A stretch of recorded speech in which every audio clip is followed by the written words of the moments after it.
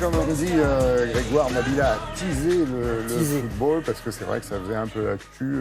Ouais, bon, sauf qu'on ne s'y est pas trop attardé. Non, voilà. Ça avait l'air d'être une formalité contre la Bolivie. 2-0, modeste Bolivien. On rappelle que samedi prochain, ces Bleus vont en Turquie en éliminatoire. Sauf que si vous jouez chez eux à 4000 mètres d'altitude, ça serait peut-être pas si le on même jouait en Bolivie, résultat. exactement. Là, on est plus au niveau du plancher des vaches.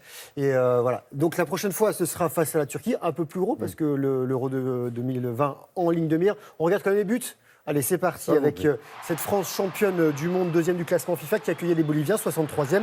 Les Français qui n'ont pas eu à forcer leur talent pour s'imposer 2-0. But de Thomas Lemar à la 5e minute, son 4e but en sélection. Et avant la pause, Griezmann qui marque lui aussi son 29e but en bleu. Et à noter la sortie à la mi-temps de Kylian Mbappé, touché à la cheville gauche. Rien de méchant, ce lion Didier Deschamps. Voilà, ça rime. Foot encore, Dijon se maintient en Ligue 1. Oui. Après un nul, un partout à l'aller, les Dijonnais remportent le barrage contre Lens 3-1. Le gardien lensois Jérémy Vachou a fait 2 boulettes sur les 2 derniers buts de Saïd. Ça s'appelle une boulette, ça. Slity. Ouais, c'est une boulette. Qui est l'entraîneur de Dijon ? Barrage toujours rugby Brive, Grenoble 28-22, 4 essais 1. Les Corésiens remontent au top 14 un an après l'avoir quitté et les Isérois retrouveront la Pro D2 un an après en être sortis. Y a du tennis, surtout avec la suite d'un match qui a commencé hier, non ? Benoît Paire face à Nishikori, c'est un peu compliqué pour Benoît Paire, on en reparlera un petit peu après. Il y aura aussi il y aura Gaël Monfils qui sera opposé à Dominique Thiem, donc ça fait 2 belles affiches, 2 Français. Et il y en a qui ont joué un peu plus longtemps que d'autres hier sous la canicule.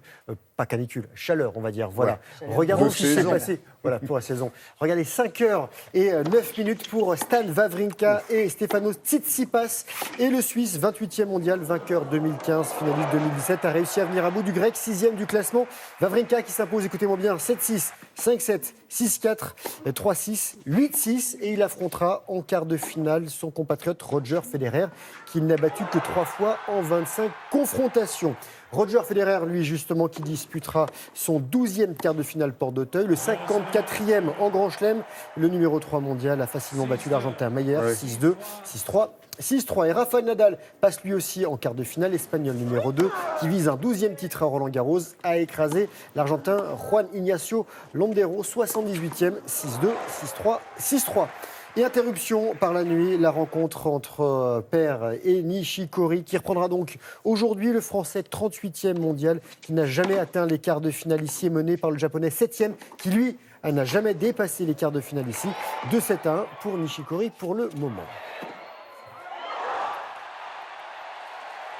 Oui, ça nous laisse entrevoir ces images. Une très belle deuxième semaine à Roland-Garros. Belle journée aujourd'hui. Comme d'habitude, j'allais dire. Je posais la question, Dijon, l'entraîneur, c'est Camboire. C'est pour ça que je me suis permis, parce qu'effectivement, il doit être content de sauver lui aussi sa saison. Alors, dans l'actu, il y a énormément de choses, et notamment du basket aussi. Basket NBA, avec la finale cette nuit. Enfin, et les ça dure Warriors en NBA. Oui, parce qu'il y a les finales conférences Est-Ouest. Et là, c'est la finale. Et c'est les Warriors qui reviennent au niveau des Raptors. Ça s'est passé du côté de Toronto, sur le parquet de Toronto. Et les Warriors qui sont imposés 109-104. Les deux équipes sont à une victoire chacune. Et Golden State est double tenant du titre du basket en France avec les playoffs. Match 1, Villeurbanne bat Nanterre 91-72. L'acte 2 est prévu demain. La fin du Giro, la 21e et dernière étape, un contre-la-montre individuel à Vérone remporté par l'Américain Aga.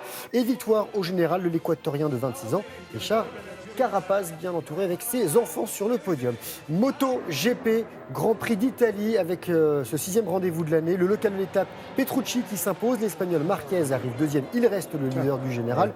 Et le Français Quartaro termine 10e. Son compatriote Zarco, 17e. Du rallye du Portugal avec Sébastien Ogier et Julien Ingracia qui termine 3e. Il garde la tête du classement général, juste devant l'Estonien Tanak qui était vainqueur de ce week-end.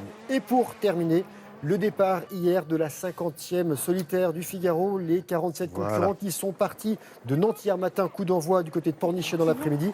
Et au classement de 6 heures, Adrien Hardy était en tête. La flotte se dirige vers Kinsale en Irlande. Ce sera à la fin de cette première étape de Kinsale au sud-ouest du pays. Oui, habitué de cette solitaire du Figaro. Merci beaucoup Grégoire.